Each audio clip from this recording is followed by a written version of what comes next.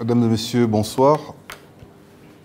Après avoir enregistré 9 cas positifs au Covid-19, nous venons d'enregistrer 2 nouveaux cas, ce qui donne un total de 18 cas positifs au Covid-19 et 1 cas décédé.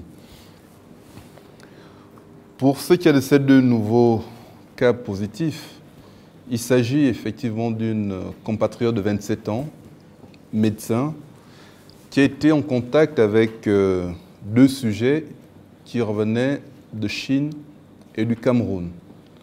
Ce contact a eu lieu au mois de février et quelques jours plus tard, quelques semaines plus tard, cette compatriote a présenté quelques symptômes évocateurs, ce qui a motivé sa prise en charge par les équipes d'investigation et les équipes de laboratoire. Et le test qui a été effectué chez elle s'est révélé positif.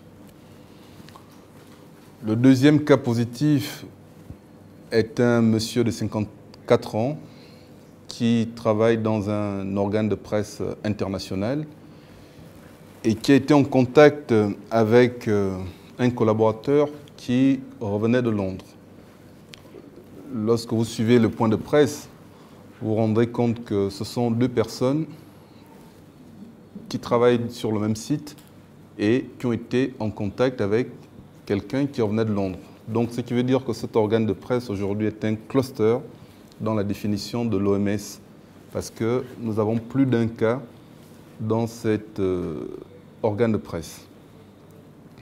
Donc, ces 2 cas positifs ont été transférés à l'hôpital des instructions des armées d'Akanda, où ils sont actuellement pris en charge. Pour ce qui est des autres patients qui sont aujourd'hui hospitalisés au niveau de l'hôpital des instructions des armées, nous avons toujours une évolution favorable. Certains d'entre eux voient une régression, surtout les derniers, une régression des symptômes qu'ils présentent. D'autres ont initié un traitement conformément aux recommandations du comité scientifique sur la base des protocoles qui ont été proposés et nous constatons, comme je vous le disais, une évolution favorable de leurs symptômes.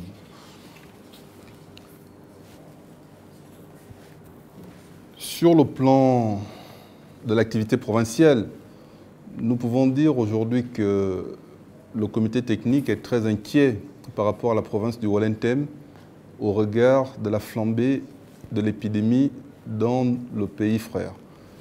Et à cet effet, à partir de demain, une antenne du service de santé militaire de Libreville se rendra dans la province du Wallentem pour renforcer le dispositif sanitaire au niveau de cette province.